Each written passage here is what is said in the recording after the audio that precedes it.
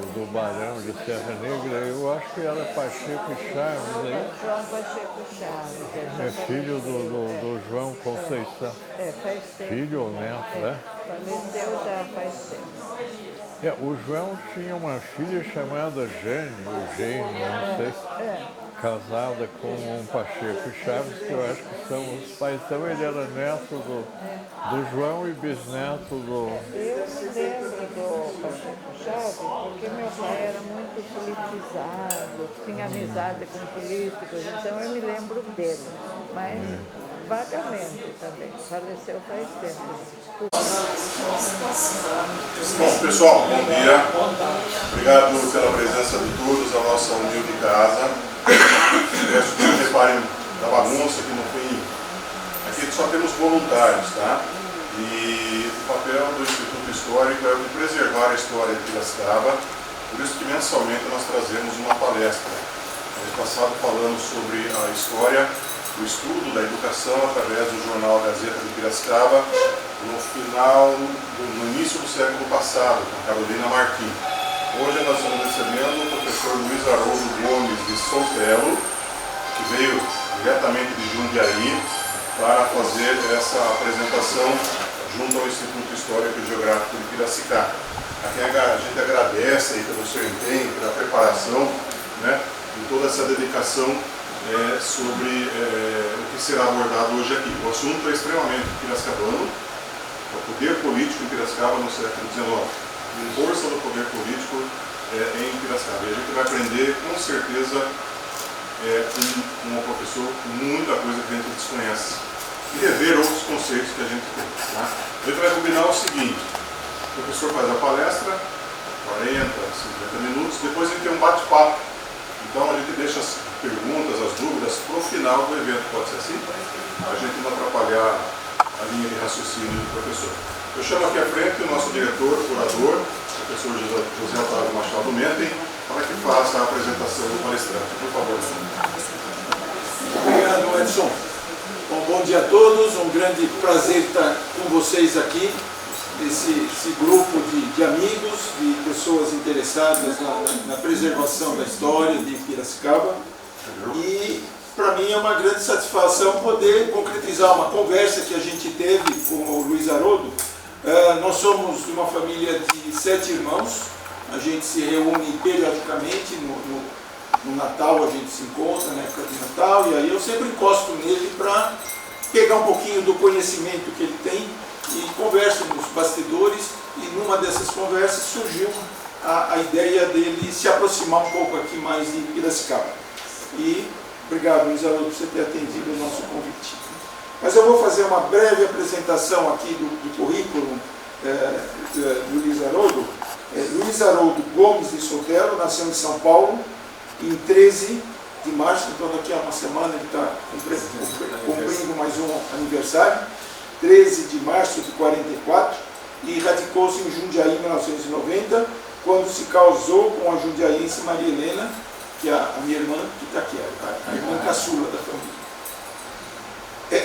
É bacharel em Ciências Jurídicas e Sociais pela Universidade de São Paulo, campus do Largo de São Francisco, e mestre em Direito Financeiro pela Pontifícia Universidade Católica de São Paulo, em cujo corpo docente exerceu o cargo de professor regente na cadeira de Prática Forense. Foi também professor titular da cadeira de Direito Tributário da Faculdade de Direito Padre Anchieta, em Jundiaí. Como advogado, aposentou-se no cargo de procurador de categoria especial do Banco Central do Brasil, cargo esse subordinado à Advocacia Geral da União. Foi membro do desaparecido Instituto Genealógico Brasileiro e, por sua atuação naquela entidade cultural, foi condecorado pelo Estado de São Paulo com a Cruz de João Ramalho. É membro atuante da Academia Paulista de História e da Academia Jundiaense de Letras. No campo do direito, publicou em coletâneas e revistas especializadas diversos estudos a respeito da teoria jurídica da moeda e a respeito de direito bancário. É também autor da dissertação de mestrado intitulada Lógica, Linguística e Legalidade, a problemática da objetividade na interpretação da lei. No campo da história, da genealogia e da memorialística, é autor das monografias Os Aranhas, em 10 crônicas e um anexo, Crônica dos Oliveira Bueno, Altino Arantes na literatura, na política e no convívio, Memória dos Machado Mentem, que é um livro que também surgiu, conta um pouquinho da história da nossa família, que surgiu nessas conversas que nós tivemos com ele. Uma Nova Visão da História de Jundiaí, Os Dois Fantasmas de Álvares de Azevedo e As Peripécias Póstumas do Padre Feijó, que ainda está em fase de edição. No campo da literatura recreativa, é autor de diversas novelas históricas ou humorísticas, estas últimas quase sempre inspiradas nas estudantadas dos seus alunos. Durante muitos anos, manteve a coluna humorística Rapidinha do Lulu, no jornal e depois na revista da 33ª subseção da Ordem dos Advogados do Brasil. A respeito dele, escreveu o poeta Paulo Bonfim: Luiz Haroldo sempre nos surpreende com suas peregrinações pela história. Memorialista dos melhores, vai povoando seus livros de conhecimento raro de temas genealógicos e literários. Sua novela O Ovo Galitzine, escrita em linguagem com o perfume das crônicas de outrora, é viagem onde fantasia e erudição fazem florir a saudade. Então, está aí apresentado, Luiz, com a palavra, e mais uma vez, muito obrigado por você ter se disponibilizado a atender o nosso convite.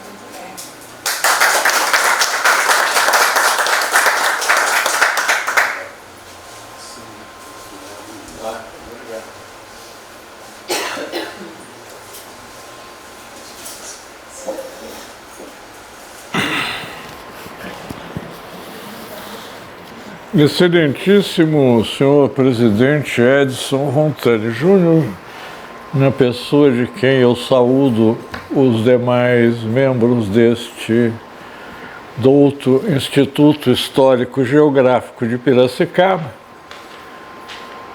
senhoras e senhores, foi uma honra ser convidado a participar dessa conversa com os membros do Instituto, e se foi uma honra grande, foi um desafio ainda maior, porque eu, como forasteiro convidado, tenho conhecimentos muito restritos da história de Piracicaba, restritos e fragmentários.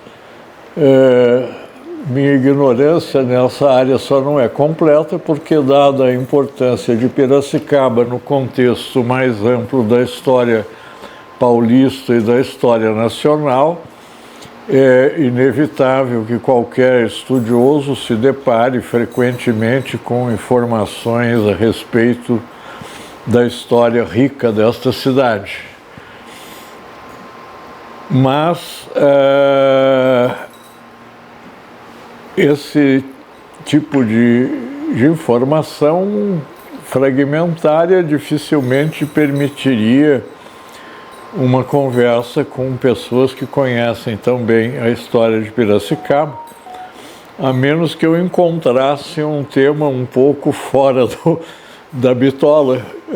E eu fiz isso exatamente a partir de leituras direcionadas para outras pesquisas. Por exemplo,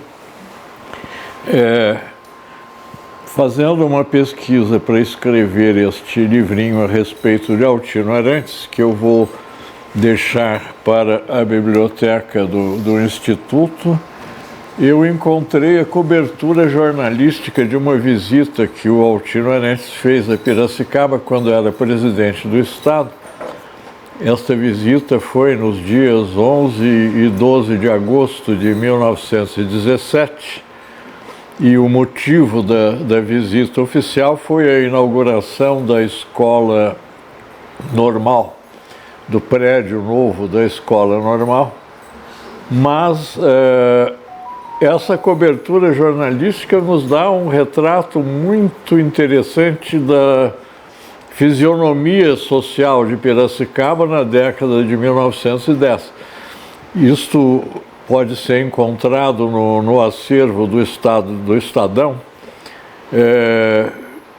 Ele esteve aqui dia 11 e 12 de agosto, então a cobertura é dia 12 e 13 de agosto no jornal O Estado de São Paulo. E fala não apenas da cerimônia de inauguração, mas da chegada, festa na estação. Ficou hospedado na casa do senador Rodolfo Miranda, que era o Palacete Arito Usina, não sei se ainda existe ou se foi demolido, mas as homenagens a ele foram na Chácara Nazaré, que era do doutor João da Rocha Conceição, filho do Barão de Serra Negra.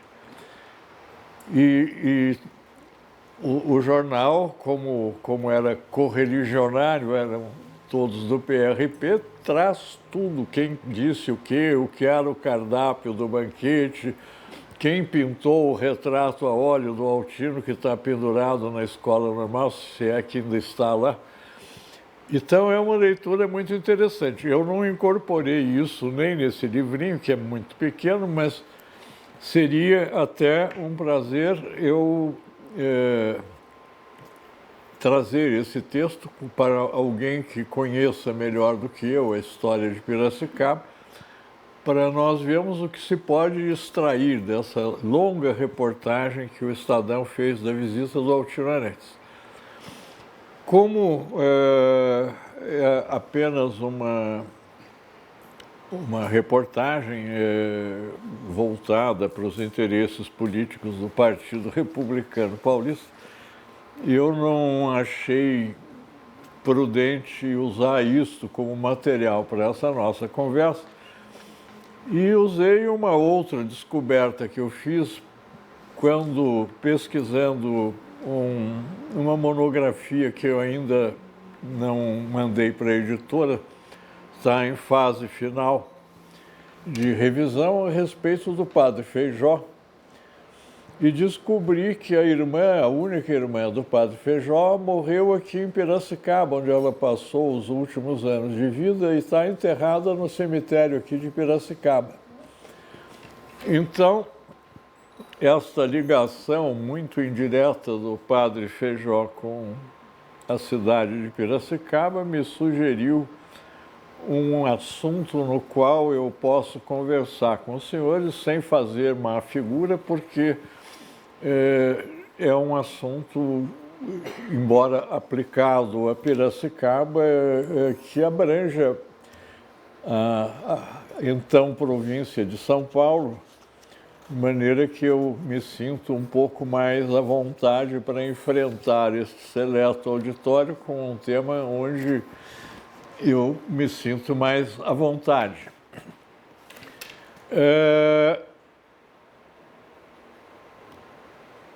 Eu escolhi, então, como tema o poder político em Piracicaba no século XIX, porque o Padre Feijó está na raiz desse poder político, como eu espero poder demonstrar.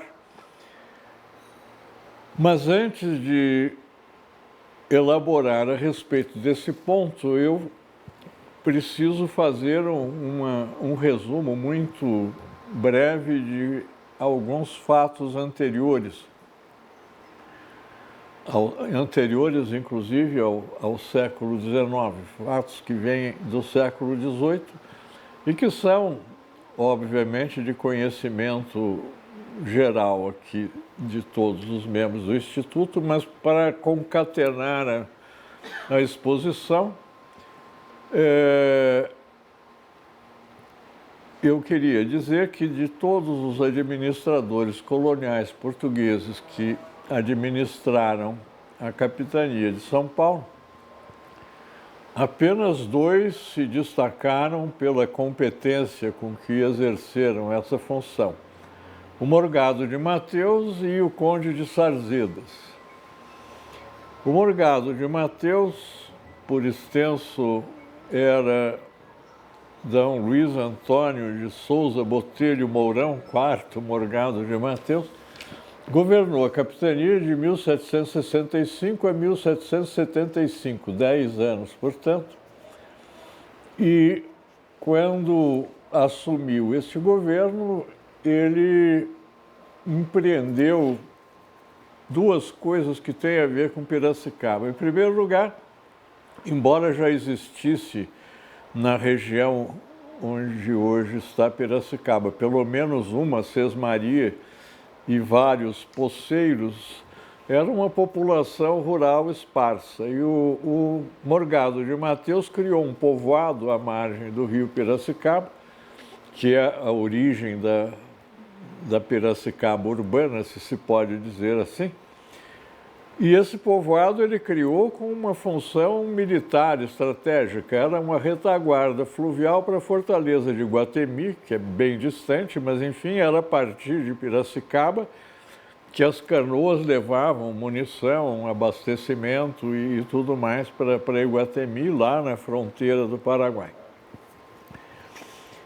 E esse povoado, criado pelo Morgado de Mateus, era muito pequenininho na época, porque ele cumpria apenas essa função, mas ele foi atraindo aqueles fazendeiros já instalados na região e cresceu bastante rapidamente para os padrões da época, porque em 1774 já tinha uma população, se a minha memória não falha, de aproximadamente 300 famílias, o que permitiu que ele fosse considerado uma freguesia da vila de Itu.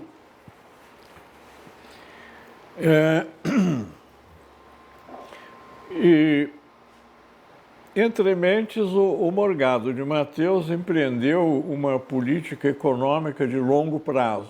Antes dele, nos séculos, segunda metade do século XVI, século XVII, comecinho do século XVIII, os paulistas levaram uma vida praticamente nômade, estavam sempre enfiados no mato, procurando minas de ouro, esmeralda, caçando índio. Isso não é bom dizer hoje, porque ficou politicamente incorreto, mas é verdade, infelizmente.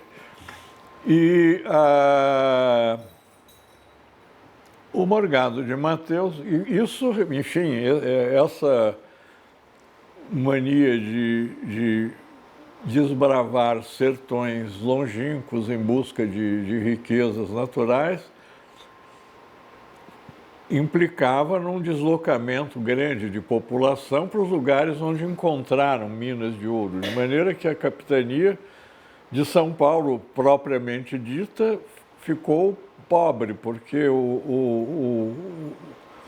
não existia ainda a capitania de São Paulo, era a antiga capitania de São Vicente. Passou a ter um território muito maior do que aquele que foi dado ao Martim Afonso de Souza pela coroa portuguesa. A capitania de São Vicente abrangia o que hoje é Minas Gerais, Goiás, Mato Grosso do Sul, Paraná, Santa Catarina e Rio Grande do Sul. Metade do Brasil, praticamente. A metade economicamente útil, se pode dizer assim. Aí, como todos sabem, enfim, isso se fragmentou, os emboabas passaram a mão nas minas de ouro e tal, a capitania em si de São Paulo ficou razoavelmente pobre.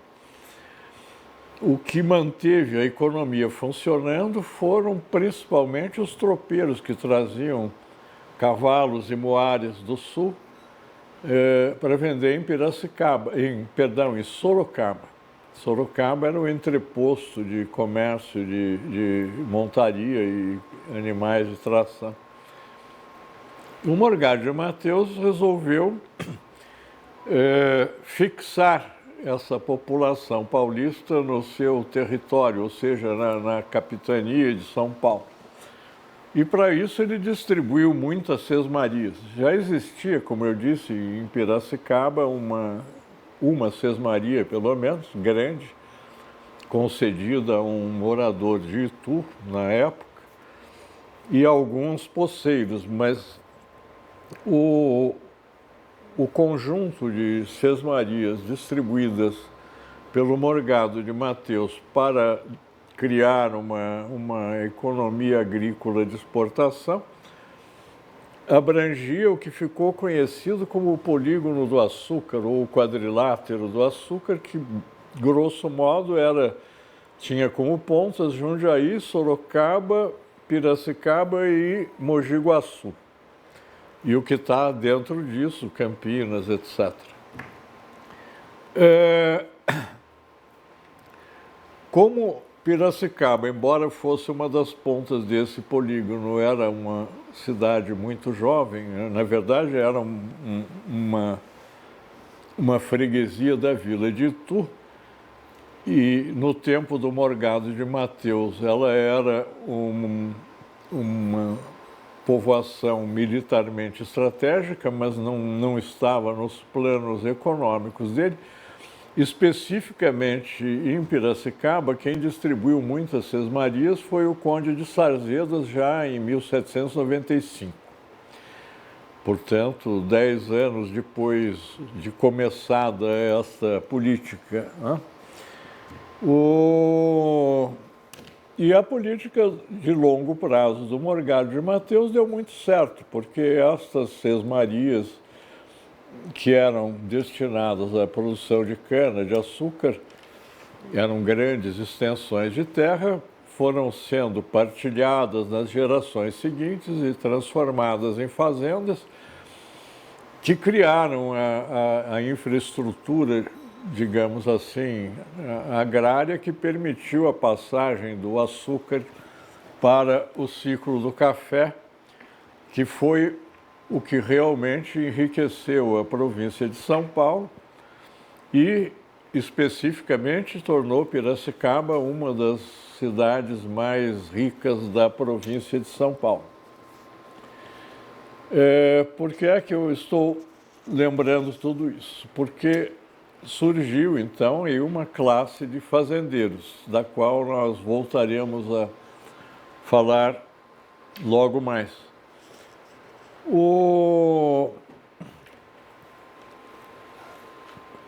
A agricultura piracicabana prosperou tanto e tão depressa que em 1821 Piracicaba foi, que era até então uma freguesia de Itu, foi desmembrada de Itu e elevada à vila, com o nome curioso de Vila Nova da Constituição, porque o assunto do momento era a Constituição que estava sendo elaborada pelas Cortes Gerais Extraordinárias reunidas em Lisboa para servir de base do ordenamento jurídico do que existia a partir de 1815, que era o Reino Unido de Portugal, Algarves e Brasil. O que era isto? Depois que Napoleão foi derrotado basicamente pelo exército prussiano do Blücher, mas quem levou as glórias foi o Duque de Wellington, os países que tinham sido invadidos por ele, etc., se juntaram em Viena, no Congresso de Viena, para restabelecer fronteiras e negociar algumas alterações na fisionomia política da Europa. E a Inglaterra queria ter 3 ou 4 votos, que era Reino Unido, embrangia Inglaterra, País de Gales, Escócia e Irlanda.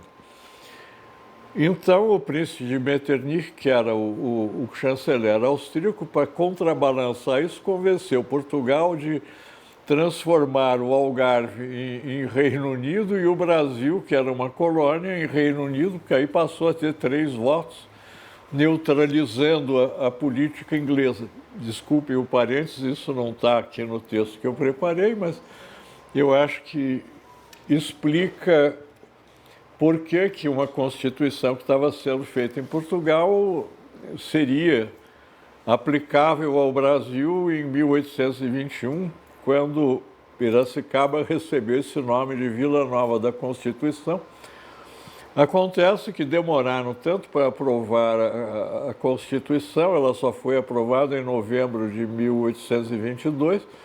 Nesse meio tempo, D. Pedro I proclamou a independência do Brasil, então a Constituição que deu nome para Piracicaba nunca vigorou no Brasil. Assim mesmo, levaram muitos anos para mudar de volta para o nome de Piracicaba, que era o nome tradicional da freguesia de Piracicaba. Só em 1877, por iniciativa do Prudente de Moraes, foram tomadas as providências para restabelecer o nome Piracicaba.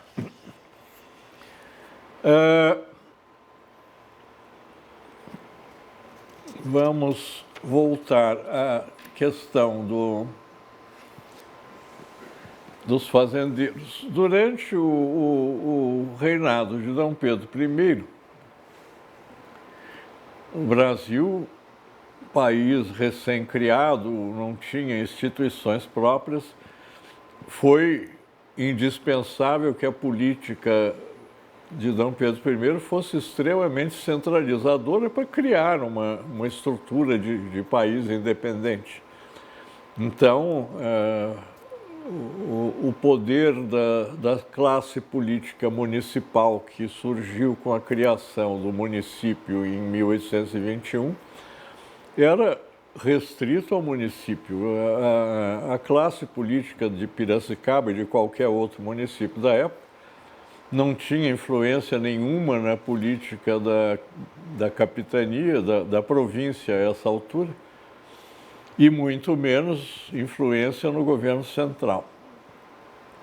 Isso durou até a abdicação de D. Pedro I, em 7 de abril de 1831, quando, durante a minoridade de D. Pedro II, foi nomeada uma regência trina, que incluía o senador Vergueiro, proprietário de uma grande fazenda Ibicaba, em Piracicaba, que depois foi desmembrada para Limeira e hoje está em Cordeirópolis. E essa regência trina se viu às voltas com todos os tipos de revolução ou tentativa de revolução que se possa imaginar.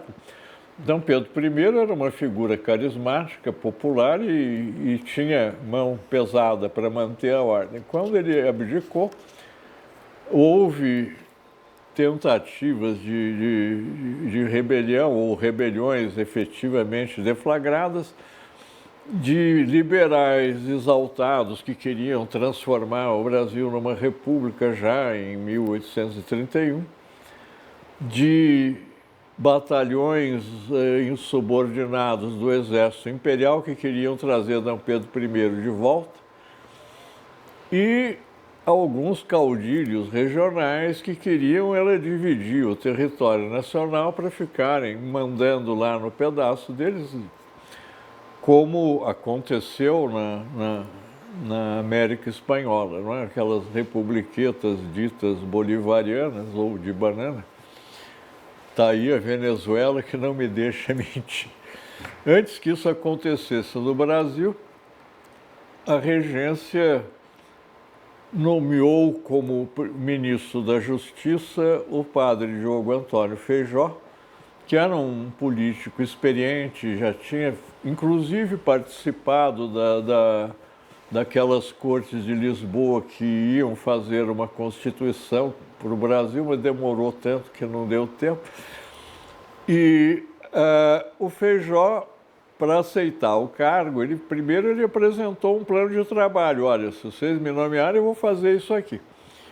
E impôs condições. Eu aceito, mas eu quero isso, isso e isso.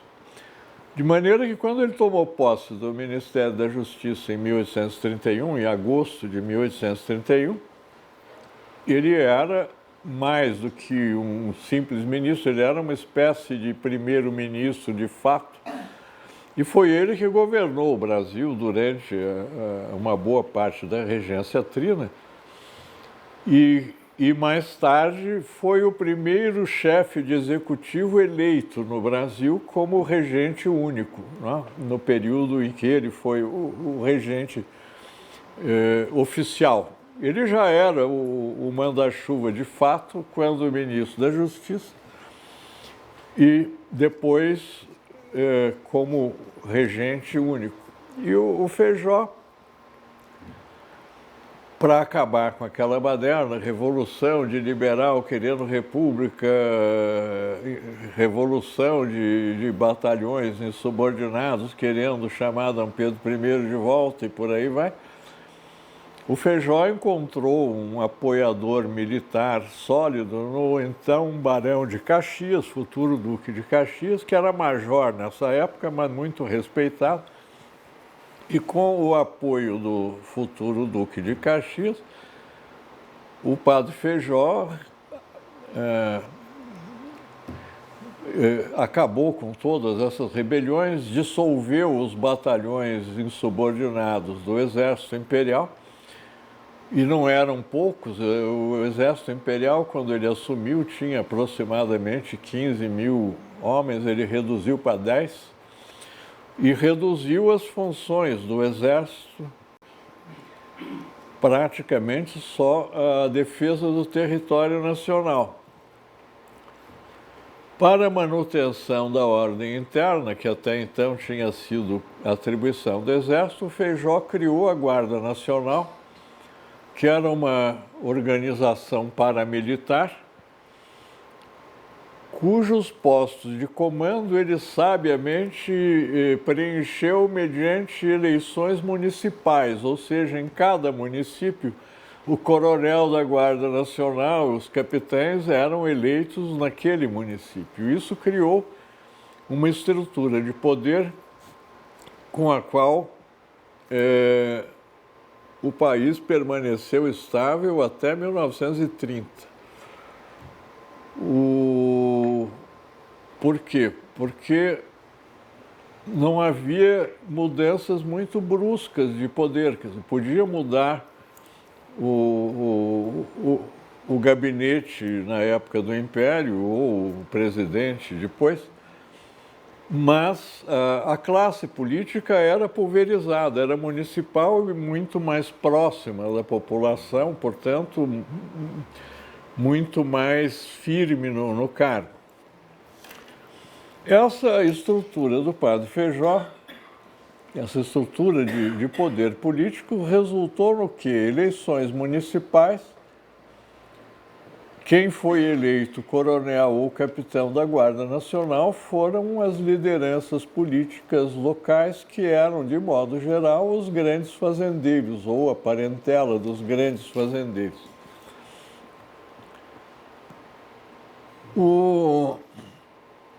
Daí, se falar em coronelismo como para designar, a expressão coronelismo surgiu, na verdade, depois da proclamação da República, porque no tempo ainda do Império, ao contrário de Dom Pedro I, que foi muito parcimonioso na distribuição de títulos de nobreza, Dom Pedro II foi generoso. Ele distribuiu o título de barão para todos esses grandes coronéis da época do café, ou uma grande parte deles. Então, todos aqui conhecem com certeza a expressão os barões do café, eram os coronéis da Guarda Nacional que acumulavam as duas posições. Aqui em Piracicaba, ou ligado a Piracicaba, de cabeça eu posso dar como exemplo o Barão de Souza Queiroz, que era coronel da Guarda Nacional e barão,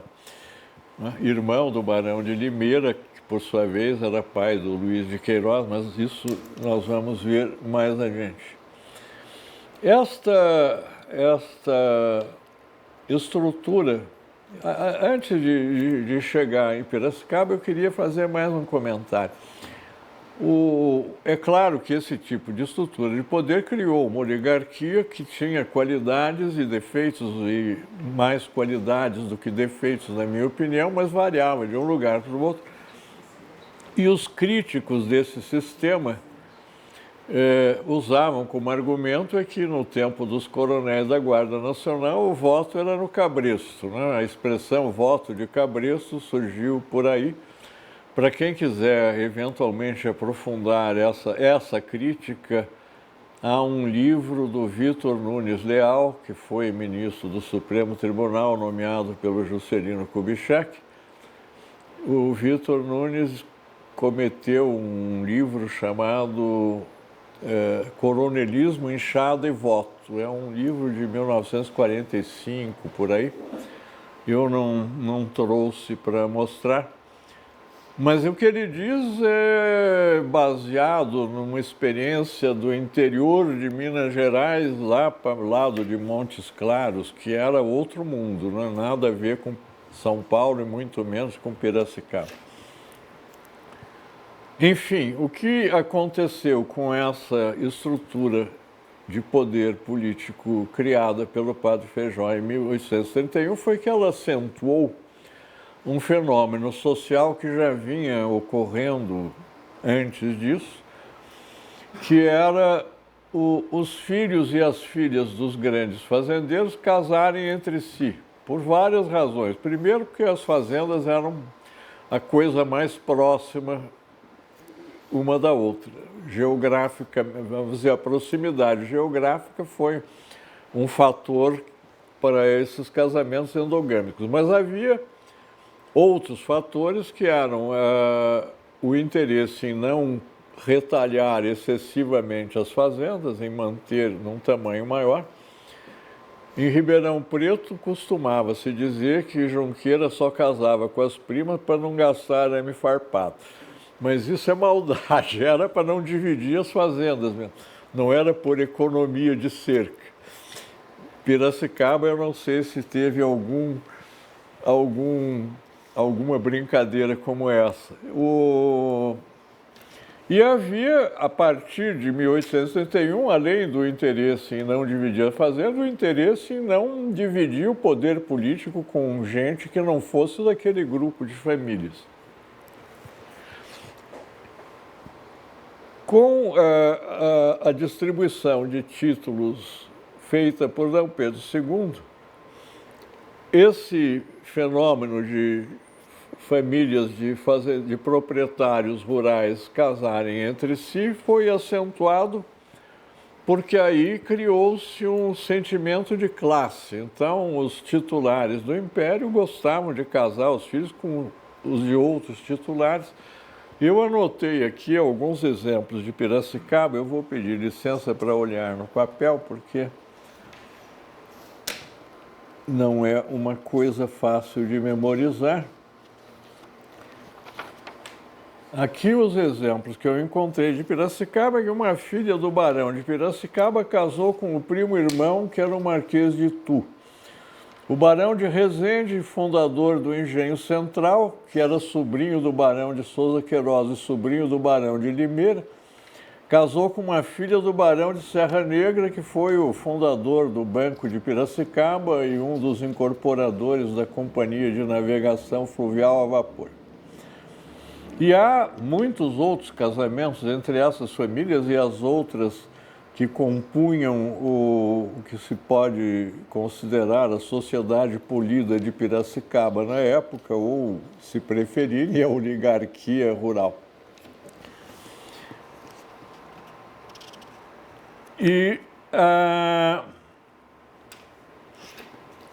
isto é uma face da moeda, mas a propriedade de terras e as relações de parentesco não eram as únicas formas as únicas fontes de poder político, e o parentesco a única forma de ingressar nesse grupo. Havia também a maçonaria, que, como todos sabem, foi a maçonaria paulista quem articulou a independência do Brasil.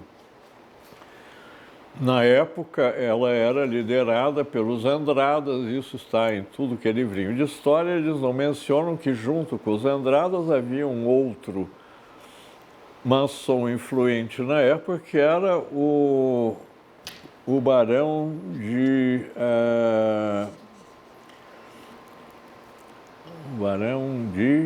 Iguape, que era Antônio da Silva Prado, era primo do barão de Jundiaí. pai de Dona Veridiana Prado, que, por sua vez, pai do conselheiro Antônio Prado, enfim, os Prado, os Silva Prados, mandaram em São Paulo até mesmo depois de 1930. E Piracicaba,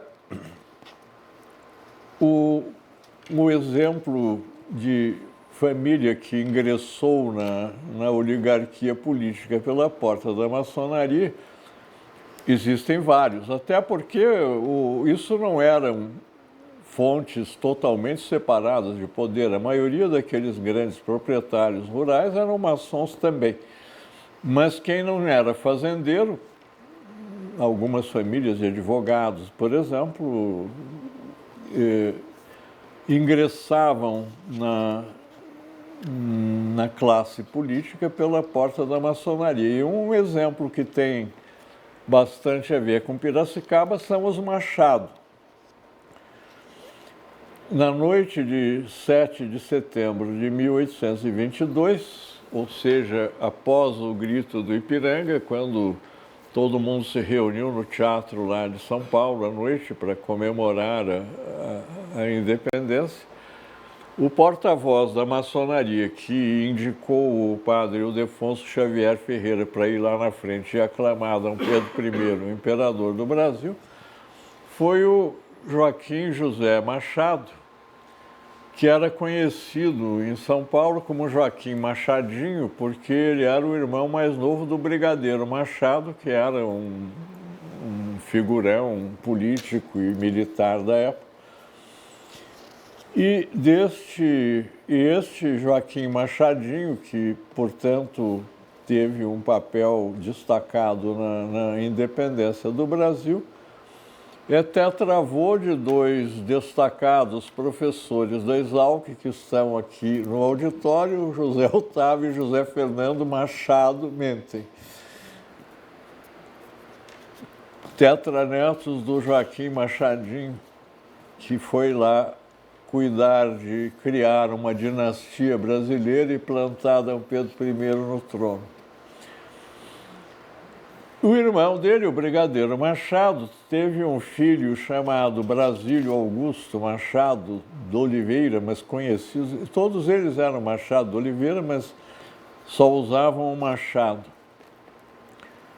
O Brasílio Machado, filho do Brigadeiro Machado, foi promotor em Piracicaba no período de 1873 a 1876. Portanto, uma passagem relativamente breve pela cidade de Piracicaba, mas uma passagem que deixou uma marca muito interessante. Quando o Brasílio Machado estudou no Largo de São Francisco, um pouco antes dele vir ser promotor em Piracicaba, ainda havia lá um ambiente de efervescência literária criado pela geração do Álvares de Azevedo, Fagundes Varela e um pouco depois Castro Alves, de maneira que todo mundo lá era metido a poeta. Até um bedel fazia poesia, alunos, professores e, por que não, um dos bedéis. E o Brasílio Machado, embora tenha sido uma pessoa muito ativa na política e como advogado, ele foi presidente da província do Paraná, tinha um escritório importante de advocacia, foi professor no Largo de São Francisco, mas ele encontrava tempo para fazer umas poesias também, continuar, depois de formado, aquilo que ele brincava na faculdade. E ele publicou 3 coletâneas de poemas. Madre Silvas, publicado em 1876, Perpétuas, publicado em 1882, e Ave Maria, publicado em 1900. Um dos poemas reunidos por ele nessa coletânea Madre Silvas tem como título Piracicaba, e principia com os seguintes versos: Sacode os ombros nus, ó noiva da colina, que a luz da madrugada encheu o largo céu, e arranca-te das mãos o manto da neblina, que ondula sobre o rio, enorme e roto véu. Por conta desses versos do Brasílio Machado, tio trisavô dos irmãos Mentem, Piracicaba até hoje é conhecida como a noiva da colina.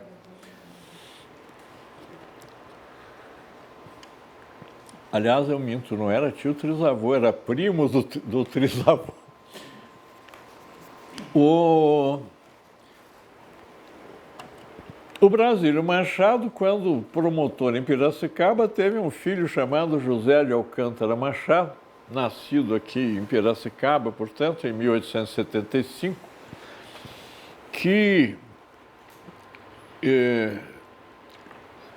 não foi poeta como o pai, mas foi um escritor prolífico e um orador de boa fama na época, eleito, portanto, para a Academia Brasileira de Letras. Ele tomou posse de uma cadeira na Academia Brasileira de Letras em 1933, meses depois de terminada em outubro de 32, a Revolução Paulista de 1932, e no discurso de posse na Academia Brasileira, o Alcântara Machado, num desafio ou numa provocação clara à ditadura de 1930, usou a seguinte frase: "Paulista sou há 400 anos". Considerado o momento, essa frase teve uma repercussão enorme em São Paulo, a ponto de que entrou para a linguagem corrente a expressão paulista de 400 anos, ou paulista quatrocentão, para designar aquelas famílias cujos ancestrais mais remotos vieram da Europa no século XVI. Então, a contribuição deste piracicabano para o vocabulário brasileiro foi essa expressão paulista de 400 anos. E uma filha dele, Teresa Maria de Alcântara Machado, casou com o terceiro José Eduardo de Macedo Soares. Abrindo um parênteses, os Macedo Soares eram da região dos lagos ali do estado do Rio, Maricá, Araruama e vizinhanças. E ali havia uma oligarquia rural muito semelhante à de Piracicaba, como também havia a maçonaria como porta de entrada. O conselheiro Macedo Soares foi grão-mestre do Grande Oriente do Grande Oriente do Brasil durante 2 mandatos, aí na virada do século XIX para o século XX. E desse casamento da filha do Alcântara Machado com o José Eduardo de Macedo Soares, nasceu o 4º José Eduardo de Macedo Soares, que é um agrônomo formado aqui pela Exalc, que, segundo eu fui informado pelos outros representantes dessa ilustre instituição de ensino, o José Eduardo hoje em dia é uma referência internacional na área de recuperação de solos deteriorados e melhoramento de solos, aprimoramento de solos bons.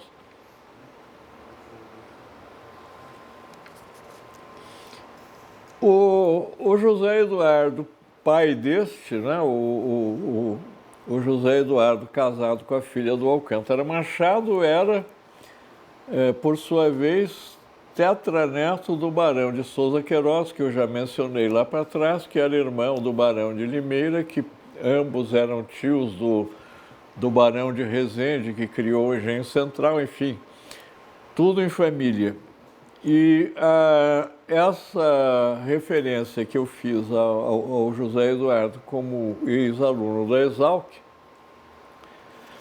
serve de gancho para mencionar uma figura que não poderia faltar em qualquer conversa a respeito de história de Piracicaba, que é o Luiz Vicente de Souza Queiroz, filho do Barão de Limeira, sobrinho do Barão de Souza Queiroz,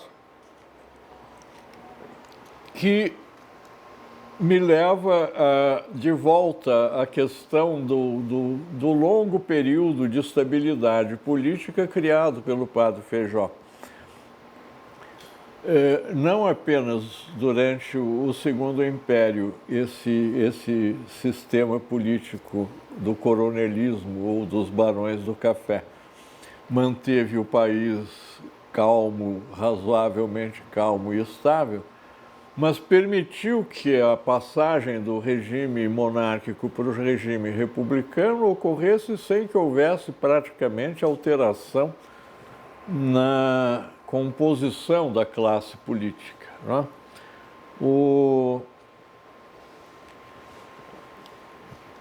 Para ficar no caso de Piracicaba, o Luiz Vicente de Souza Queiroz, filho do Barão de Limeira, que era monarquista, era ele, Luiz Vicente, filiado ao Partido Republicano antes mesmo da proclamação da República.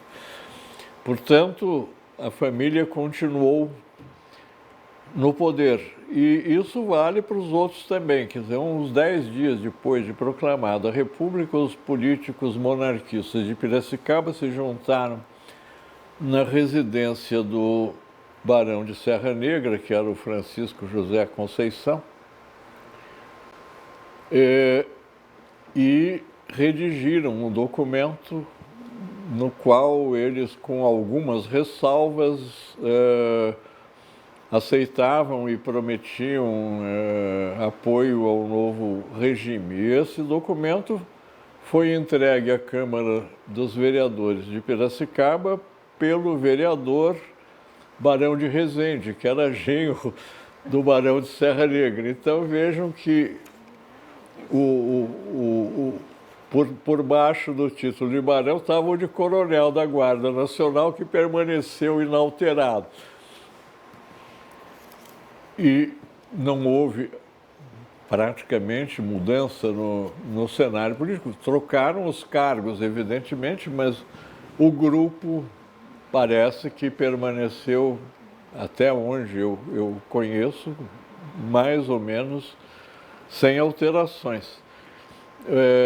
O filho do Barão de Serra Negra, que era médico, o doutor João Batista da Rocha Conceição, morava numa chácara Nazaré, que eu não sei se ainda existe ou se foi demolida, que era uma casa muito bonita, aonde aconteciam as reuniões políticas já durante o regime republicano, reuniões informais.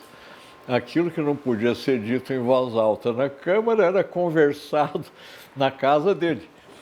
E o doutor João Batista Conceição teve um filho, Edgar, que não ficou em Piracicaba, foi para São Paulo, mas teve um genro que era Jorge Prado Chaves. Prado Chaves? Pacheco Chaves. Exatamente. Que continuou essa tradição que vinha do tempo do Barão de Serra Negra, e o filho do Jorge Pacheco Chaves, se eu não me engano, foi prefeito de Piracicaba. Estou enganado? João Pacheco Chaves, é isso? Enfim, vejam que os velhos coronéis da Guarda Nacional continuaram funcionando. Portanto, mas pelo menos até 1930, quando houve aquela revolução lá dos caudilhos do Sul, o esquema de poder no Brasil, de modo geral, mas principalmente na província de São Paulo, foi o criado pelo padre Feijó, à base de fazendeiro. Por quê? Porque o Feijó era fazendeiro, ele tinha um engenho de açúcar em Campinas, que na verdade era da irmã dele, mas era ele quem administrava. A biblioteca dele, que foi inventariada em parte, volume por volume, tinha livros a respeito de produção de álcool e cachaça. a mãe do padre Feijó era herdeira de 12 ou 13% da Sesmaria Caraguatá, em Cotia, que era uma área enorme. Os Camargo lá eram praticamente donos da Cotia. Então, ele se identificava muito com a classe dos fazendeiros e os fazendeiros com ele, daí ele ter sido eleito foi o primeiro chefe de governo do Brasil escolhido por eleição da classe política, criada por ele mesmo 2 anos antes, que eram os coronéis da Guarda Nacional. O Feijó não teve esse título, mas era praticamente um. E era isso que eu trouxe para a nossa conversa. Eu falei nos Machado que entraram na oligarquia pela porta da maçonaria. Para quem interessar, tem um livro meu a respeito especificamente dos Machado Mentem, que são os Machado que vieram para Piracicaba. Bom, tem o Brasílio também, que eu vou deixar para a biblioteca do Instituto. Aqui tem a fotografia da tribo inteira reunida. E gostaria de oferecer à biblioteca do Instituto um trabalho que acredito ter sido, na área de história, o meu trabalho mais sério, que é esse livrinho, Uma Nova Visão da História de Jundiaí. Eu escrevi esse livro em alguns meses, mas a pesquisa para fazer o livro levou 30 anos aproximadamente. Então tem material muito interessante aqui, reunido aos poucos e lentamente. E o meu mais recente, o título parece um pouco fora do contexto de história, que é Os Dois Fantasmas de Álvares de Azevedo, mas tem um longo capítulo no começo a respeito de como era São Paulo na época do Álvares de Azevedo, a cidade e tudo isso que pode, talvez, interessar a algum dos membros do Instituto. E eu termino agradecendo mais uma vez o honroso convite para essa conversa. Por enquanto foi um monólogo, mas eu espero que se converta agora numa conversa na qual vai ser a minha vez de aprender alguma coisa.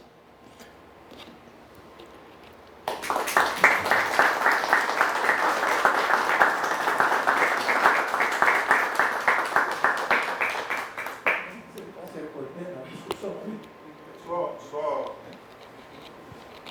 esclarecendo a sua dúvida, né? O Jorge Pacheco Chaves foi prefeito em 43. 43, 45, substituído pelo Luiz Dias Gonzalez.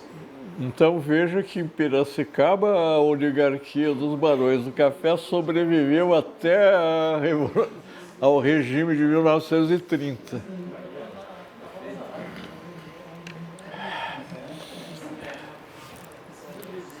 Eu espero não ter abusado da paciência. Eu acho que falei um pouco mais do que o tempo regulamentar. Tem tempo ainda, viu? Eu confesso que esse livro do Álvares Azevedo, eu vou inicialmente lê-lo, depois eu deixo na biblioteca aqui do Instituto. Tá? Muito bom. Pessoal, fiquem à vontade para qualquer dúvida, qualquer colocação.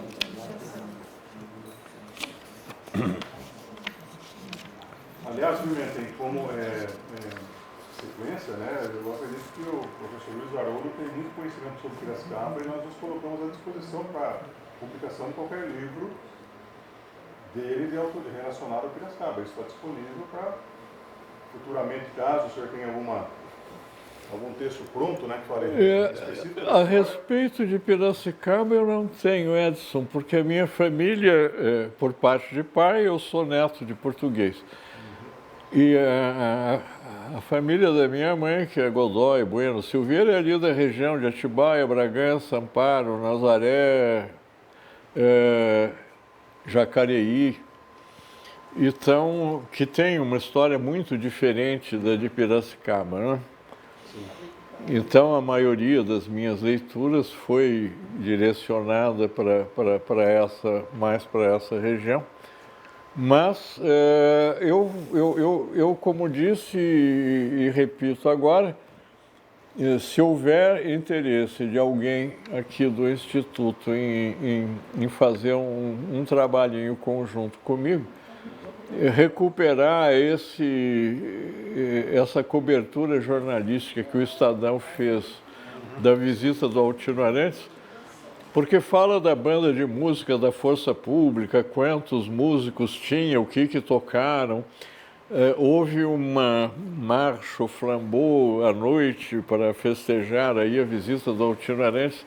Tem muita informação que nas entrelinhas mostra mais ou menos como era a cara de Piracicaba em 1917. O que as pessoas faziam quando tinha uma visita desse tipo. Ele ficou hospedado na casa do Rodolfo Miranda, que era o tal Palacete Aretuzina. Eu até procurei muito na internet para ver se eu descobria alguma coisa sobre esse palacete, não encontrei nada. É o Palacete Boys, não é? Hã? Não é o Palacete Boys? Era a residência do Rodolfo Miranda, cuja mulher se chamava Aretusa e ele botou o nome... Depois de Luiz de Queiroz, Perdão? como chega por praia. Uns falam que é o Palacete Luiz de Queiroz, o Palacete da Bois, ele existe ao lado da antiga Aretuzina. Então ainda existe, ainda está de pé. Porque a respeito da Chácara Nazaré, eu encontrei alguma coisa que era muito mais importante como centro político em Piracicaba do que a casa do Rodolfo Miranda. Era mais tradicional. Eu creio que o Barão de Serra Negra nunca morou nessa Chácara Nazaré. Acho que ela foi construída já pelo filho dele, que o doutor João da Rocha Conceição, João Batista da Rocha Conceição. Não sei onde morava o Barão de Serra Negra. Consta ele tinha uma residência em Rio das Pedras. Mas não era Onde ele morava. Ele morreu em Rio das Pedras, então faz sentido. Ele foi enterrado, inclusive, em uma capela por 4 escravos descalços, e fazer questão que fossem descalços. E há uma particularidade muito interessante que eu pesquisei bastante, inclusive com um colega, o Dante Delmanto, o senhor deve conhecer, do Botucatu. Dante Delmanto? É. Eu fui colega de faculdade do Roberto Delmanto, filho dele. Eu conversei muito com ele e o Dante fez 2 livros a respeito de um dos filhos, neto do Barão de Serra Negra, que é uma personalidade inglesa, Lawrence Calabria, nascido em Botucatu. You don't say, really? Depois, se o senhor quiser, eu tenho isso no livro particularizado. Professor, onde entra Antônio Correia Barbosa? Ele é quem foi nomeado para instituir a Vila da Nova Moçambique. Ele que é considerado o fundador de Piracicaba. Ah, bom, esse eu acredito que foi aquele ituano que recebeu Sesmaria antes da chegada do Mateus, do Morgado de Mateus, né? O Morgado de Mateus não criou o Piracicaba a partir do zero, já havia poceiros aqui na região e pelo menos uma Sesmaria grande concedida bem antes do Morgado de Mateus. O que ele fez foi criar um núcleo urbano na beira do rio, que era da onde ia o abastecimento para o Forte de Iguatemi, por canoa. Comida, munição, troca de pessoas, etc. E aí aquela população que já existia foi se juntando no núcleo urbano e virou a freguesia de Piracicaba. Acredito não, eu tenho a data exata, foi considerado freguesia em 1774. O Morgado de Mateus criou o núcleo urbano inicial na margem do rio em 1767, 2 anos depois que ele tomou posse. Em 74, ou seja, menos de 10 anos depois, já virou uma freguesia, ou seja, cresceu depressa. Tá? E enriqueceu depressa, porque aí em 21 já passou a ser vila, ou seja, município. Posso pedir para a professora Marli explicar esse detalhe do Antônio Correia Barbosa? Que momento que ela entra, a senhora sabe? A professora Marli é uma professora de história aqui, uma das mais entendidas do Luiz de Queiroz. É o seguinte, a Cesmaria de Felipe Cardoso entrou em decadência rapidamente e desapareceu. Ele foi embora de Piracicaba. Ele vendeu por 200 mil réis a Cesmaria para o sobrinho, Felipe de Campos, que morava em Porto Feliz. Quando o Morgado de Mateus decidiu fundar 6 povoações nas 6 piores bocas de sertão da capitania de São Paulo, uma delas era Botucatu, outra Piracicaba, no litoral mais 2, enfim. Ele escolheu Piracicaba por questões estratégicas. Piracicaba se tornou o estaleiro. Piracicaba só tinha essa função: produzir barcos para sustentar a navegação do Tietê, do Paraná, para a fortaleza de Guatemi. Enquanto durou a guerra com os espanhóis, a povoação do Barbosa existiu. Quando acabou a guerra em 1677, não houve mais encomenda de barcos. Então a povoação entrou numa decadência brutal. Tinha sido elevada à feitoria em 1674, 7 anos depois. Mas mesmo como freguesia, a decadência era tamanha que, para não desaparecer, o capitão Mor de Itu veio a Piracicaba e decidiu, junto com os moradores, a mudança de local da povoação. Já que o porto de Piracicaba não fazia mais sentido, a posição geográfica de Piracicaba fazia sentido em relação ao caminho de Goiás e Mato Grosso. As tropas e expedições pioneiras partiam de São Paulo em direção a Piracicaba, atravessavam o rio, atravessavam a Praia de São Pedro, os campos de Araraquara, atravessavam ou o Paraná em direção ao Mato Grosso ou subiam em direção a Goiás. Essa função permaneceu. Então a transferência de da margem direita para a margem esquerda, aproveitou esse trânsito. Mas isso não era suficiente para manter a povoação. O capitão Mor de Itu trouxe a fronteira agrícola para Piracicaba. Foi isso que deu vida. E com a fronteira agrícola vieram os proprietários rurais de Itu. O capitão Mor usou desse artifício porque os fazendeiros ituanos tinham esgotado a área rural de Itu, precisavam se expandir. É a expansão das genealogias para todas as direções do chamado Velho Oeste Paulista, ou o Vale Médio do Tietê. Então vieram os mais indesejados ituanos para Piracicaba. Então criou-se uma sociedade rural violenta, oligarca, que não desejava que se fundasse a vila. A vila era a aspiração do senador Vergueiro. Vergueiro veio para Piracicaba como um grande possuidor de terras e pleiteou a transformação em vila, mas encontrou pela frente o obstáculo dos fazendeiros antigos que tinham criado as suas propriedades rurais e tinham avançado sobre o espaço urbano reservado a Piracicaba. Quando foi feita a mudança da margem direita para a margem esquerda, foi feito o traçado.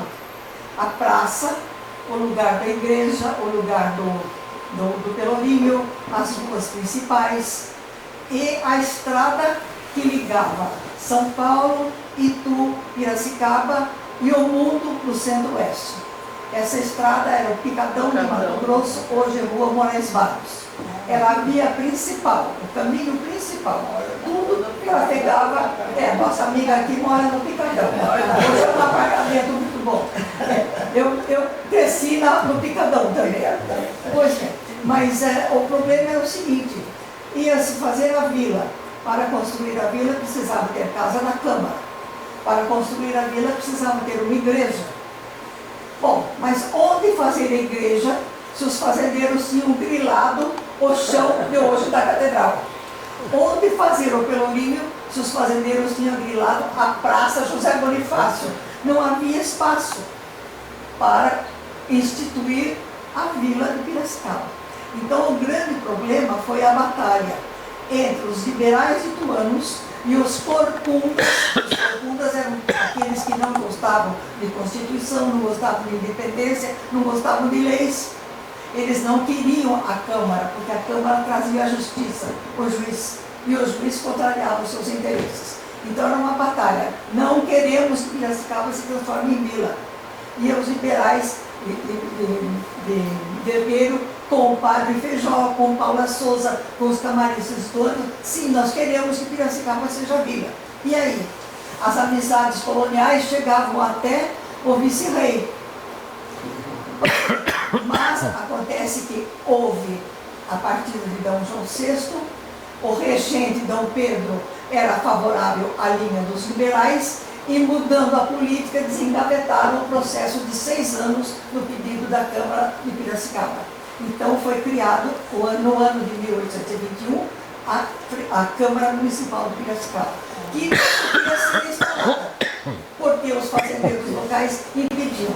Criaram o Partido dos 40 Coligados, 40 potentados rurais, latifundiários, que tomaram conta de tudo e que não deixavam.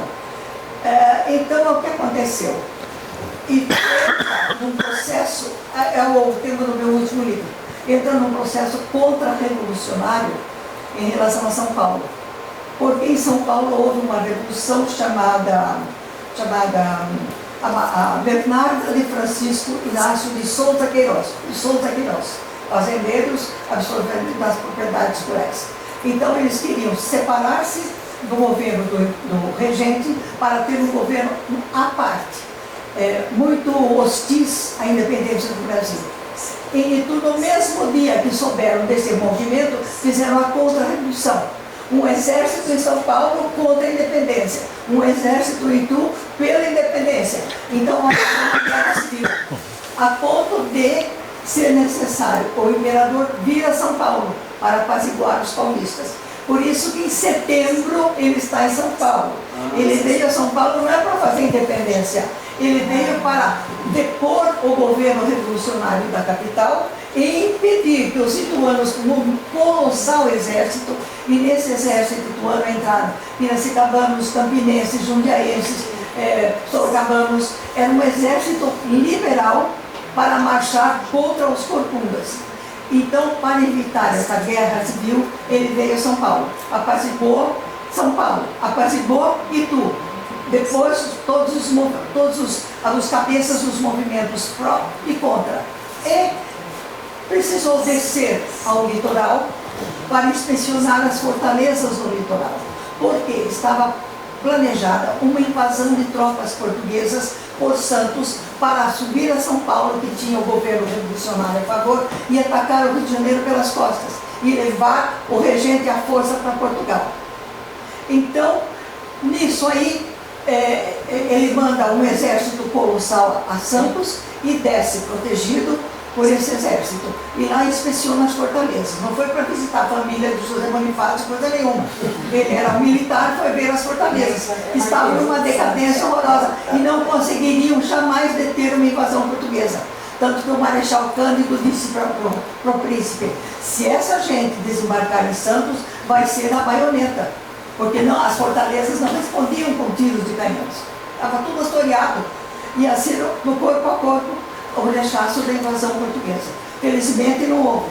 Então ele subiu 2 dias depois para São Paulo. E no caminho aconteceu todo aquele episódio que nós sabemos, meio cômico, meio hilário, meio irônico, mas muito abatido.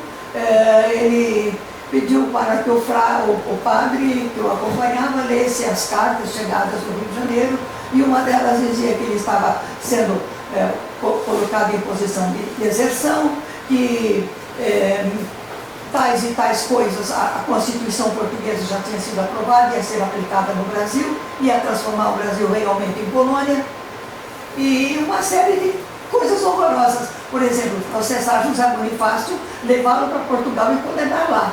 E se a condenação fosse feita em Portugal, seria condenado à morte. Então, veio o checkmate de José Bonifácio. Eu fiz tudo e agora eu recebo essa punição. Como fica? O regente tinha sido deserdado só, mas José Bonifácio ia perder a vida. E o Brasil ia voltar a ser colônia. Como ele estava mal, teve uma intoxicação horrível de Santos, né? Então, e era temperamental, arrebatado, pois que seja, acabou-se o drama, que vinha há mais de um ano entre Brasil e Portugal. Os deputados brasileiros muito maltratados em Portugal tiveram que fugir para a Inglaterra. Aqui uma ordem pior que a outra, então acabou-se. E a independência diz que foi feita nesse momento, na entrada do Riacho Ipiranga, em tristes circunstâncias para o proclamador. Ninguém ficou sabendo, só à noite no teatro festejaram uma coisinha. Nenhum jornal da época noticiou a independência do Brasil. Foi uma decisão pessoal. Bom, ele vinha num processo de hesitação de longa data. Em São Paulo ainda ele ficou 2 dias, mandou agradecer para Piracicaba, para Campinas, para Itu, todos que participaram do exército que ia defender. Tem essa passagem muito bonita, uma portaria dele. Bom, e no dia seguinte ele fez uma proclamação aos paulistas e foi embora para o Rio de Janeiro. 2 dias antes, numa reunião do Grande Oriente, na loja Comércio e Artes, tinham chegado à conclusão que tinha chegado o momento da ruptura. Foi uma decisão interna da maçonaria. Então a maçonaria, 2 dias antes, ele no dia 7, quando chegou no Rio de Janeiro no dia 14, se reuniram e está feita a decisão. Foi uma decisão de grupo, uma decisão de equipe. O regente, o seu ministro e a loja maçônica, a loja maçônica republicana. Bom, então, sob a égide de republicanos, uma monarquia no Brasil. Aí toda a problemática de como resolver o primeiro reinado deu o que deu numa renúncia. E continuou havendo problemas durante todo o segundo reinado. A solução foi a república, mal feita porque acenderam as oligarquias. E nós só saímos das oligarquias praticamente com Vargas. Vargas pôs de joelho as oligarquias paulistas. Não totalmente, porque houve a maravilhosa chantagem do desenvolvimento, né? Ou continuaremos fazendo revolução e revolução eternamente. Vargas tinha pavor de revolução dos paulistas. Então vocês nos dão a universidade que estamos querendo. A libertação é pela inteligência, pela produção intelectual, pelos valores da liberdade. Então tudo isso faz parte desse contexto. E é bom lembrar que o padre Feijó foi oposição toda a vida. Durante a monarquia, o que havia? Conservadores, monarquistas ferozes, aceitando tudo, absolutistas, aceitaram a carta imposta de 1824. Aquilo era uma vergonha, uma carta que admitia a escravidão e admitia a sociedade de classes. Admitia os graus. A sociedade de Estado permanecia. O primeiro Estado, a elite, segundo Estado, os artesãos, terceiro Estado, a plebe, depois o porão, os escravos, que não eram gente, eram réis. Essa carta foi uma vergonha, só foi resolvida com a República.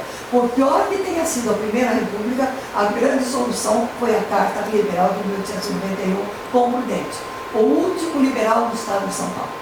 O último liberal legítimo da Escola das Liberdades Paulistas, nascida em Itu, da qual o padre Feijó foi um dos membros fundadores. É o que eu tinha que acrescentar em relação a Nossa, que maravilha!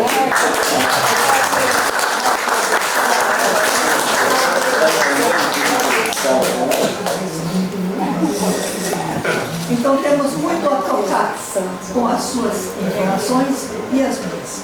Piracicaba tem uma história já não totalmente pronta, mas vamos dizer, 30% já está bem organizado. Esse palacete que eu tive notícia hoje, esses dias, que o palacete, que talvez seja esse palacete Boys, ele está sendo alugado. E pode ser leiloado. E a Exalc já perdeu a primeira chance. Então, a Exalc tem que se levantar para fazer a troca. Se a Exalc perder dessa vez, vai ser para sempre. Já houve uma reunião semana passada aí, parece que não avançou nada. Mas é isso. Antes do carnaval. A USP não quer? Mas é a troca de fazendas. Então, aí estão negociando essa. É a história do Brasil. Ninguém tem dinheiro, mas faz. A Exalc, ela tem em seu patrimônio inúmeras propriedades de pessoas que falecem e deixam para uso, tá? Deixam para ela. Então, uma das soluções seria pegar uma propriedade dessa e trocar. Se a senhora me permitir, eu faço essa ligação para a senhora tentar me ajudar, porque eu sou um ignorante total, na questão de levar à prefeitura esse pleito. Pois é. É como está sendo feito em relação à sede da Unimep. Isso. A prefeitura tem condições de, pelo menos, atrapalhar que passe para outras mãos. Porque há tempos seria já transformado em hotel 5 estrelas, como queriam fazer com o patrimônio do Colégio Assunção. Aí o bispo interveio e conseguiu fazer a compra dos padres salesianos ao espólio das irmãs do Colégio Assunção. Com relação à universidade, isso pode ser feito também. Aqui não, professor, quem tem Unimep, né? teve outro, professor? Estou aqui. Então, explica, professor. Não, o problema esse patrimônio da Unimep é também anterior à República. O prédio. Professor, só se apresenta rapidamente aí para que as pessoas o conheçam. Aqui virou agora uma grande discussão sobre o futuro de Piracicaba. Tem patrimônios inclusive. Eu sou o professor Eli Ezer Barreto César e fiz parte da equipe que gerou a Unimep a partir então assim dizer, do golpe militar. Havia um movimento da universidade. Ao contrário, os cursos surgiram com professores vindos de São Paulo, que estavam no certo modo se retirando. O Vargas também acompanhou esse processo, ele foi aluno e professor da universidade. Agitador. E a universidade, então, ela se institui em Piracicaba como uma voz, eu diria assim, crítica ao golpe. E, portanto, com uma proposta radical democrática. Bom, o fato é que os primeiros edifícios que foram feitos foi, então, no tempo do Império. Em 1884 é inaugurado hoje a gente tem orgulho, o prédio chamado hoje Martha Watts. E que está sendo pleiteado. Agora há uma crise econômica da universidade e ela está se dissolvendo. E um processo bastante doloroso. Mas há a tentativa também de se resgatar algumas dessas memórias para o futuro. Então, por exemplo, esse prédio de 1884 está sendo, então, ele é lindo. Então, eu acho que o edifício mais, do qual nós, as Cabanas, foi mais orgulho na cidade. É perto da catedral, perto do Mercadão. Quer dizer, está numa localização excepcional. Que ele seja desapropriado pelo poder público para transformar-se no centro de memória. Aí, então, a própria o Instituto Histórico Geográfico está participando desse processo na medida que ele não tem condições de manter o seu arquivo. Então, o processo inclui o Instituto para que então todo o arquivo significativo da cidade, na memória da cidade, seja alocado nesse edifício. Aí a memória da Unimed, a memória. Até nós também estamos informados de que o Museu Prudente de Moraes já está esgotou os seus espaços de arquivo.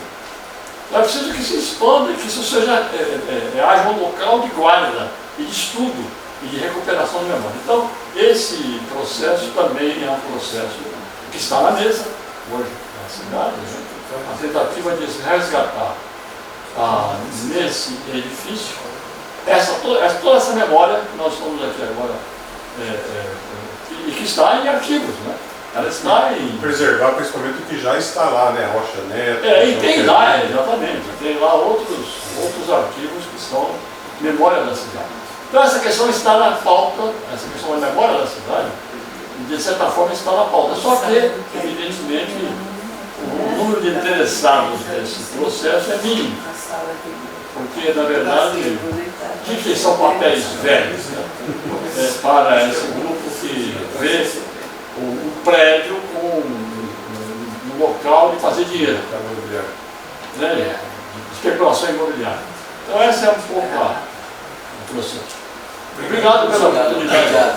Obrigado pela informação. E como é que está a situação dessa? Mas explicar o colégio que fechou? Não.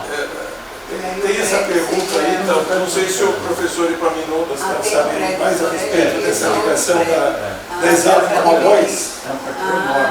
Que tem a salão do Eu acompanhei. quantas coisas eu assisti ali da Unimed. Congresso. Pude localizar alguma coisa muito diferente na minha família. Né? Como dizia uma tia dela minha, nós somos muito mais bárbaros. Né? Então, os bárbaros foram citados na palestra dele, né? Não por esse nome, mas são famílias que geralmente montaram aquela criação que vinha sendo. E isso inclui, por dentro do Moraes Barros, né? Ninguém conhecia o Barros, né? Mas por dentro do Moraes Barros, o seu irmão também, e várias famílias que tinham propriedades.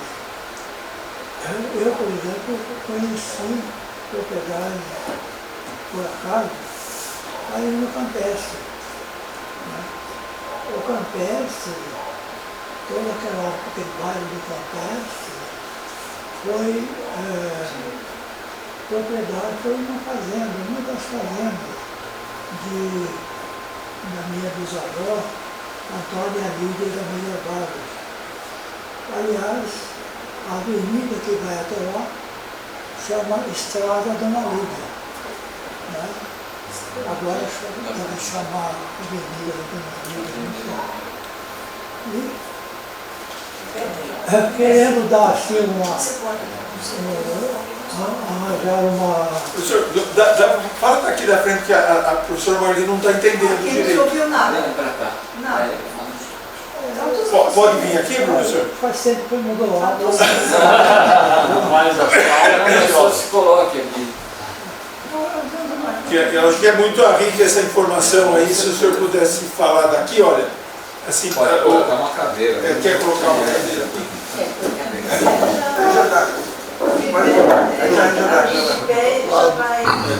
Já vai aqui.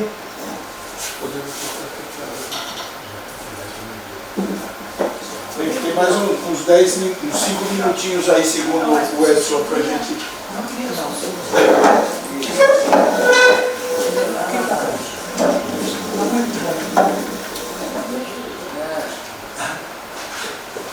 A dona Antônia Lídia, de Almeida Barros, ela foi vereadora aqui.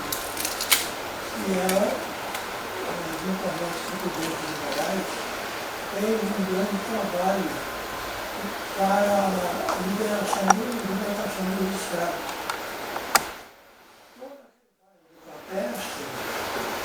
pertenceu a uma das fazendas dela. E ela tinha, segundo dados da família, ela tinha libertado todos os escravos muito antes da Lei Áurea. Os escravos eram livres e construiu uma casinha para cada família de escravos. Tanto é que no bairro do Cafeste, até bem pouco tempo atrás, existiam várias olarias. E essas olarias forneciam tijolo e telhas para a fazenda ali. E o que mais que eu poderia dizer? Eu fiz esse levantamento, né, para saber a origem da família Vargas. E cheguei até antes de 1500, no Reino de Portugal, e cedeu para um antepassado meu, né, o povo de Faro, no sul de Portugal,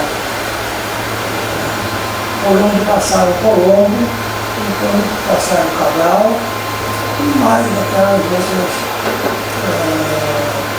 naves que vieram colonizar a América do Sul. Eu fiz esse levantamento curiosidade. E também porque eu sou pesquisador científico.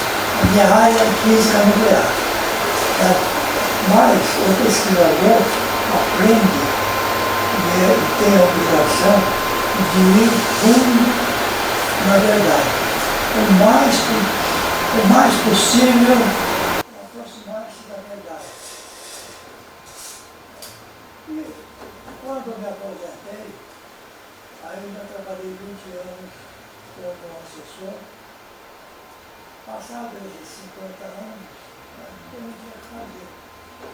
Então peguei os livros antigos da família e levantei, completei algumas coisas, porque no processo, tanto o português como o espanhol, colocavam o nome da mãe por último.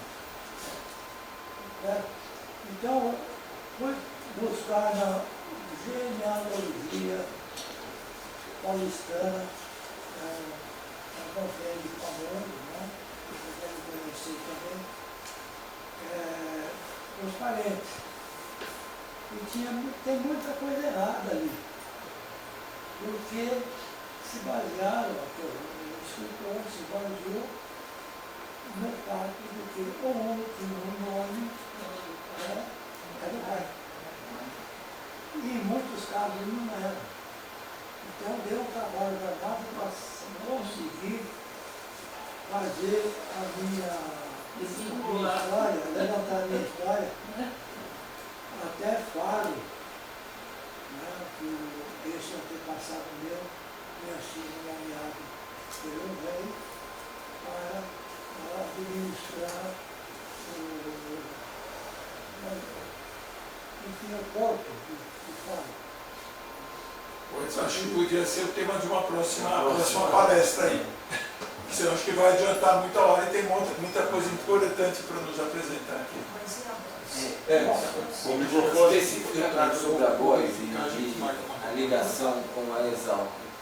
Qual foi a informação sobre isso?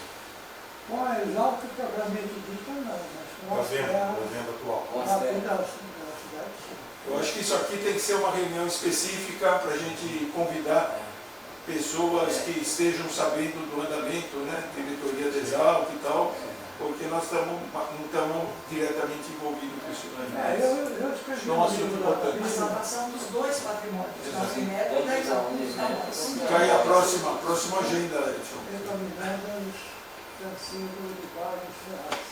Pessoal, vamos encerrar então, já são 15 para meio-dia. Eu queria... tenho um livro, né? Sim, o professor Leonardo tem um livro que é a Grande Discussão. não sei se vocês já têm. Ele falou um pouco disso aí também, nossa reitoria. Muito bom olhando de vocês, não conhece ninguém não. Não, tranquilo. Você tirar uma fotografia? Opa. Queria agradecer ao Luiz Haroldo Gomes e Soltelo, você com o seu? E eu falo assim, né, vem de Piracicaba, não é a pinga de Piracicaba, tá? Mas é um espumante francês. Professor, muito obrigado. Professor. Por favor, professor. Tirar a água daí. O certificado será digital, daí enviaremos pelo WhatsApp. Ah, que isso. Não vai cobrir. O certificado a gente envia depois via o Mentem, né? A gente encaminha de forma digital. Muito E obrigado. hoje a gente não podia deixar de esquecer que é o 8 de março, Dia Internacional da Mulher. Eu queria que todas as mulheres se posicionassem, a linha do Mentem está, o Mentem está. Eu saio. Para uma fotografia. Expulso do eu vou. Por favor, fiquem ali. Vamos lá, as meninas. Mentem, me ajuda a entregar, Mentem. Esse negócio assim é para cada um.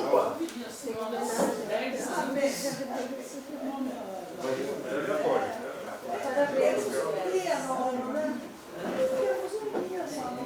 Está por aqui então, né?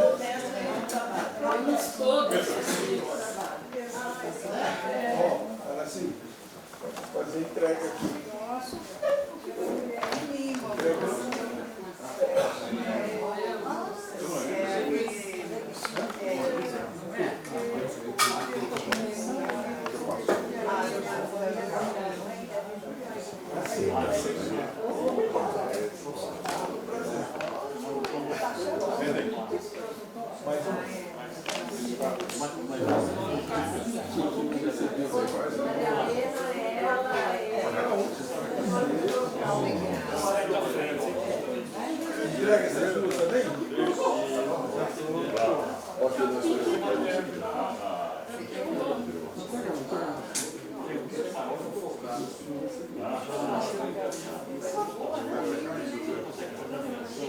Vamos lá tirar a fotografia. Todos olhando para cá.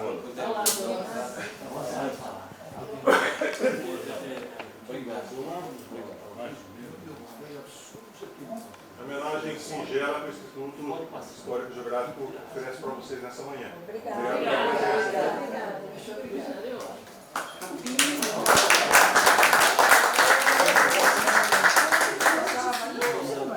Do exemplar seu sobre a história do Jundiaí, porque minha avó é Silva Prato de Jundiaí. Ah, bom, eu falei do Barão de Guape, que era tem 13 freguesias. Tem Soltelinho da Raia, Freixeiro de Soltelo, Soltelo de Vila Verde. Minha família, meu pai é de Barcelos e minha mãe de Braga. Meu avô era de Barcelos, o pai do meu pai era de Barcelos. E eu tentei transmitir iguais, mais infantil. Olha que bonitinho.